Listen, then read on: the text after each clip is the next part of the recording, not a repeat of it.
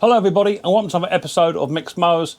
And today's episode, I just got in this Stihl KM94 RC multi-tool. This one came in a little while ago for a service or something along that. I think it was a service repair. However, the gentleman's just rang me up and said, can you drop it in because the blades have stopped spinning. The engine, the power unit runs fine, and he said the blades have now stopped spinning. All these were all sharpened up and greased up on my last service, but when you turn the shaft, the teeth are not spinning. So something's come adrift or something has broken off inside. So I'm going to look into that and hopefully get this man's hedge trimmer back up and running very, very soon. If this is your first time I'm watching Micks Mowers, hit your subscribe button, whack your bell, set your notifications to all. That way you'll be told when I've done a video, or two, I'm on my Saturday night wiki live stream, which starts at 6:30 PM UK time. So without further ado, let's get down and dirty and let's see why these blades are not turning.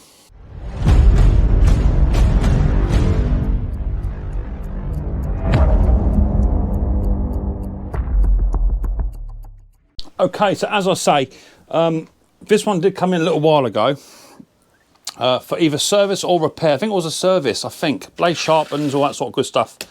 I think it was a full service. So the machine runs fine.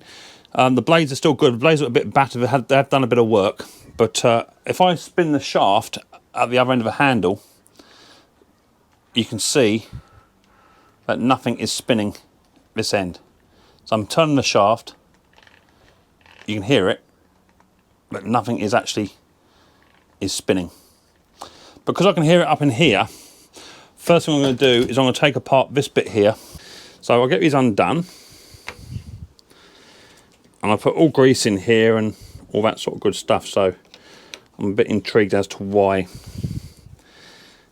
it's failed, but it does get a lot of work, so you know, parts do wear out. But all look fine at point of service. It'd be interesting to see why it has actually failed though. So we'll take these off.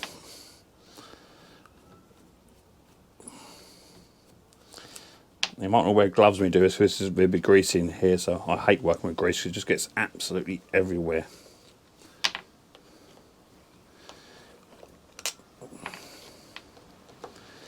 And then what we'll do is we'll try and turn the shaft to simulate the machine running to see what's occurring. Okay. Okay. Let's spin the old shaft over.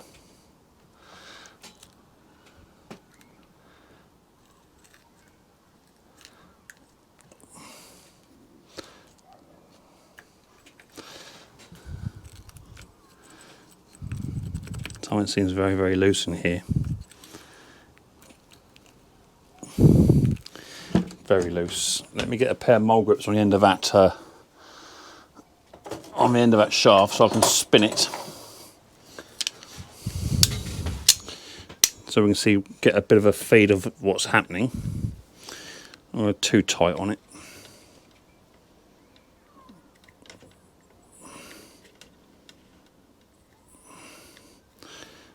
About there.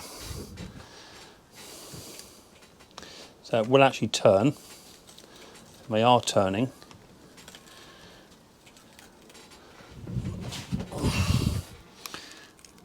So it may have just jumped out of its socket. Maybe that's all that's actually happened. If I push this down, that all seems to be rotating it as it should do. The gearing does seem to be very, very sloppy.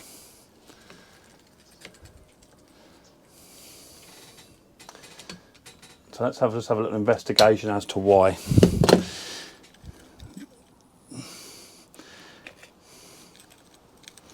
This feels really, really sloppy here.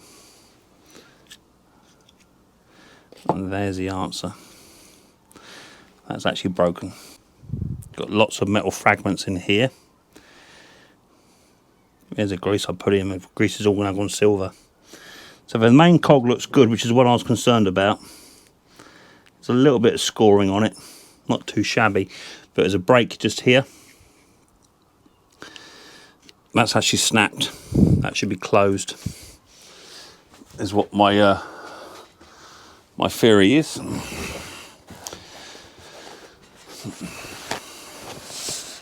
Are you seeing that?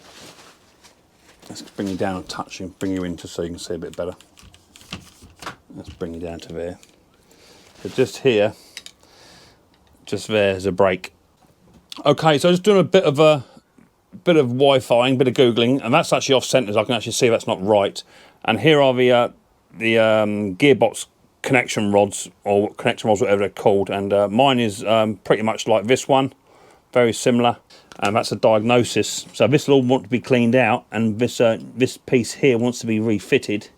So I need to get hold of a bloke and see what he wants to do, but this is absolutely just covered in silver. So that was brand new grease in there, and I can feel bits and pieces in there. So there's a piece of that that's actually sheared right off and done its job, and unfortunately broken quite a bit inside here, so he may not want to proceed with this. It's not a hard fix to do, just got to take the blades off, slide the blades out and replace this one part here, and that should then get that back on the road. But it all depends what you want to do, because unfortunately, you know, with all that damage that has incurred, there's a possibility this cog here may want to be changed.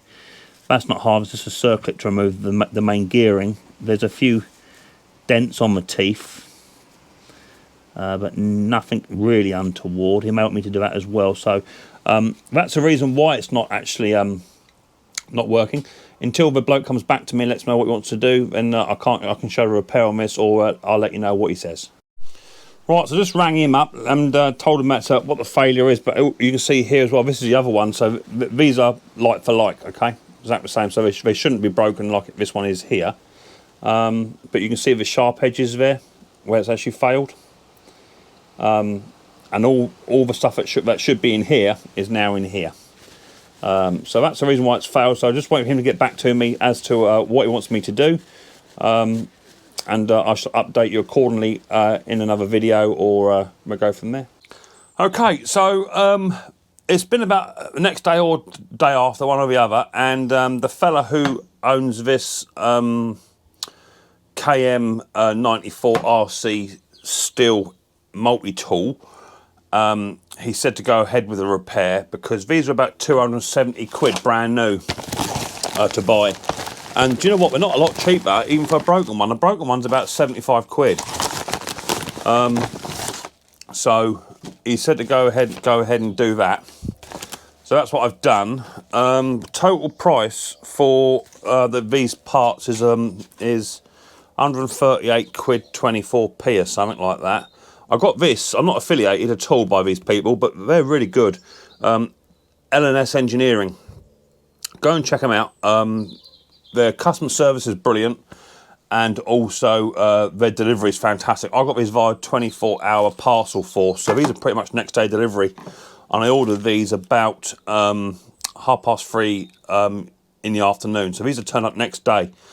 So if you're looking to do one of these repairs, you may not need all of these bits and pieces, but I believe I do. So what you're going to need is my bottom cover plate on mine is broke. There's your gasket number. There's your numbers for that, your part numbers. So just pause the screen and get your part number for your gearbox cover. I've also got two connecting rods. There's your number for that. Okay, connecting rod. I've also ordered there's two of those. They're both the same. I've ordered a new pinion gear, which is that one there, a little tiny pinion gear. And there's your part number for that one. Or, yeah, that way around would be better. There's your part number for that one. These are genuine Stihl products. And a new main gear as well. Spur gear it's called. There's your part number for that one as well. And I've also ordered a new thrust plate as well, because my thrust plate was broken.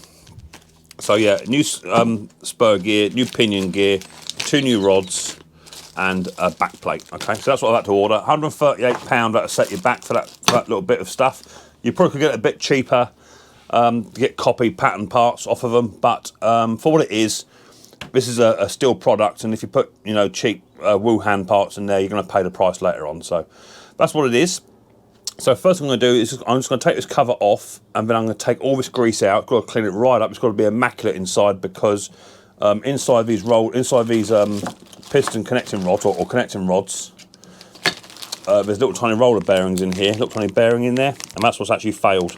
and all the rollers have all come out and they're in there. So I'm going to undo these 6 bolts and then clean it right out, and I'll come back as and when I have to do anything else that differs. Okay, so to remove the blades on these, it's very simple. It's only just 2 bolts. One bolt goes here and one bolt goes just here. Hex bolts. If you remove those 2 bolts there and there, then this entire blade system will then just fall out, and then you've got a little tiny collar just there, it comes off as well. So keep it all together, and once you've exposed the blades, I have removed a gasket. I'll probably make a new gasket for this, because that one looks like it's pretty much had it. That then exposes your spur gear, which is that one just there.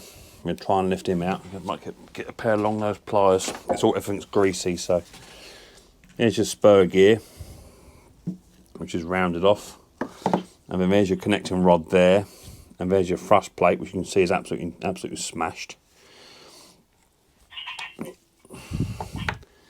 And then what I've now got to do is remove the pinion gear and then clean all of this out. All of this has got roller bearings inside it, and the actual back of a cover plate. Let me just show you. Let me get a dental pick or something similar. A little pair of forceps would do. As you can see in here, behind here is a big lump of something there. That's come out. Look, big lump of something there. And then all the roller bearings, all the rollers are all there. See, so it's all got to come out. This is actually broken here, so that's no good. There should be a little tiny sleeve in there, which would be just there. You can see how much smaller that is. So it could have been that that's actually failed first, which has then caused a capillary action for everything else to fail. So that's where we are now. This will be cleaned up, dried out and inspected. Make sure there's no other cracks inside here. Hopefully there won't be. And then once that's all been done, I can then lay some new grease in and start to fit the new parts. But let me get cleaned up first, and I'll come back once I've done that. Okay, this has now all been degreased. I used petrol to get all the bits out. There are some bits hiding in there, so you need to go a bit careful what you're doing, just to make sure you get all the bits out that are needed. Okay, so the next thing to do is to remove the pinion gear, which is just here, because this is quite successfully battered. And all you've got to do is put your circlip pliers on, open the circlip up, and then remove said circlip, and don't lose that. And that should come up. Well, it needs to. So I'm going to get a little flat-headed driver and just try and sit it underneath to raise that pinion up. It's on a roller bearing, it's not pressed in. It's a circlip that holds it. A little bit of wiggling and a bit of leverage, and that pinion gear should come on up through. So let me just muck about with it, and I'll get this pinion gear removed off of the shaft, because we've got to replace it with said new pinion gear, which is there. We've got to replace it with that. So let me get that done, and I'll come back in 2 ticks. Okay, so new pinion gear's been installed. All you got to do, remove a circlip, and then I just literally got a screwdriver prised up each side, and with a little bit of hammering, not too big because you don't want to break this casting. All I did was just got underneath it and just give the old pinion gear a bit of a wallop, a gentle wallop, mind you, not a Micks Mowers wallop, a gentle one. And that pinion gear came up. I put a bit of grease around the pinion gear and a bit of grease around this bearing just here. In fact, that might be a bit too much actually, because we've got to put the spur gear in there. So I take some of that grease out just to roll it about, because there's rollers in there, you see. And that was in good condition, didn't need to touch anything with that. So the next thing I want to do is get my thrust plate. There's the old one, just there. That's no good. I've got a new thrust plate. I've got some high performance grease. This is a high temperature grease that my mate Mark gave me. Just going to run some grease onto both sides of this. I hate working with grease. It just gets absolutely blinking everywhere, doesn't it? And by putting grease on it, we'll actually hold it in place as well. And that sounds funny, but it will hold it in place. got the new spur gear and the new connecting rod. Now both these connecting rods are exactly the same, okay, so you can't really go wrong. And these have got the roller bearings inside just here, you see, and mine had failed. So just run some grease around there, just to start to lube it up. And then if you then get your spur gear and run some grease around that as well, when you put your connecting rod to it, it'll stick. Gently, gently. There you go. Isn't that a lovely thing? Right. So now you can turn it over, and this rod here has got to fit inside that hole and go all the way down onto the pinion gear. You might get a little bit of a wiggle. There it goes. That's gone. And you can test it just by turning your gear, and there you go. It's starting to move. So we're happy with that. So now I've got to put some more grease in. Now you haven't got to pack this right out, okay, people? It's not a question of that. But there's got to be some grease in here. Otherwise it's going to fail relatively quick. So I like to put quite a bit of grease in. Getting all the nooks and crannies. Now if you want to, you can remove that spur gear again, that big gear. Remove the spur and put some more grease underneath it, but as long as you pack enough on top, it will work its way in. I'm putting plenty in.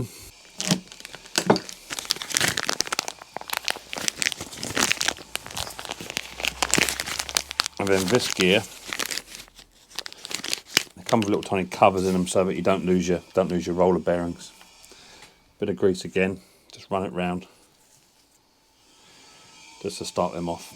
And then this one is going to sit over top of this one, like so. So what I need to do now is bring the blades back in. I'm going to have to remove this one off so I can connect it to the lower side of the blades. Right, so I had to take it apart again because I couldn't get that down on the opposite side in that connecting rod. So I took the spur gear back out and put the connecting rod in on its own, and then line this blade up. Okay, it's got to sit inside. Where's the new one? Here it is. It's got to sit inside that hole just there, you see. It's got to sit in there, and it wasn't locating. So now I put the spur gear back in, just conscious of his roller bearings, because if you start to lose one or two, then they all come out. So you need just to keep an eye on that. So push that in now, and that'll keep them in place. So now what I have to do, I now have to bring this blade all the way back to sit, so this dowel here sits inside this rod here. That's the next mission. What you can do, you can get a screwdriver on the blades and just rotate the blade that way, and that will bring the blade back to you. Or you can get a pair of long nose pliers and very gently try and rotate this blade back, this spur gear back as well. And once it starts to rotate, it will bring the blades back to you. Okay. So next thing I'm going to do is to locate this connecting rod onto this arm here, and that'll bring your blades back into situ. Okay, and by rotating that spur gear, as I just told you, you can then connect it up to here. So now that's all in place. So now we have a fully functioning set of gears back in the gearbox. So I just want to put this bolt back into here before I forget. I think it goes into here. It goes into, yeah, this one here, I think. That can go into there. Screw him down loosey-goosey. And then next thing to do is to put the gasket on. The new gearbox cover as well. I'm going to need to make a gasket out of gasket paper. I'll inspect the old one first, see what it looks like. It doesn't look too bad. It is only a gasket after all, but let's have a little look, see what it looks like in a minute. And then I've got this new... I hate working with grease. Everything just gets smothered. You can't grab nothing, you can't grip nothing. And that's the pig.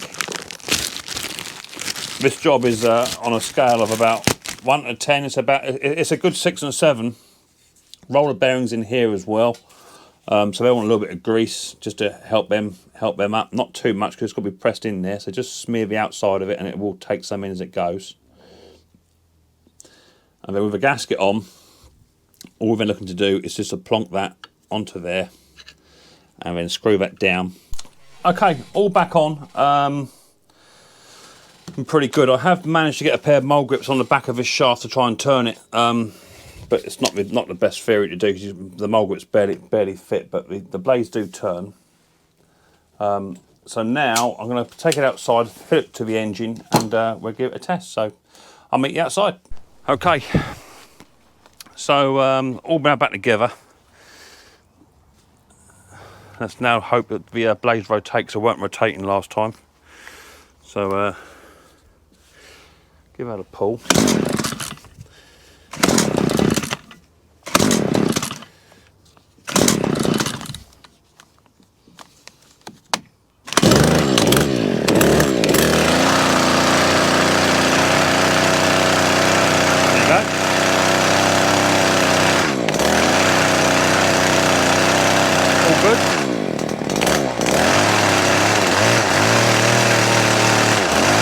Sounds like the carbon's a bit of a tune too.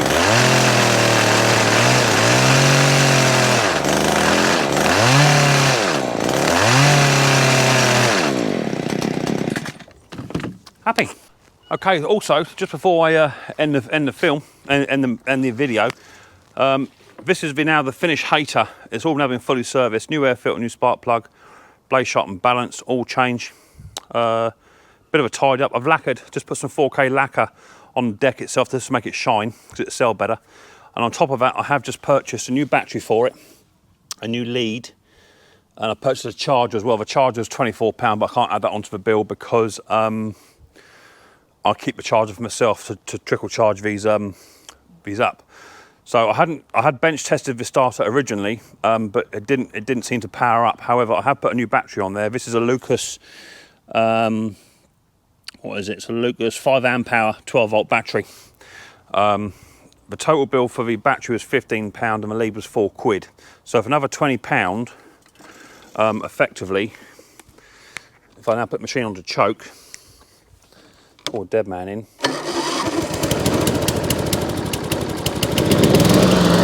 I've now got an electric start, 8 to 48, which has improved the value straight away.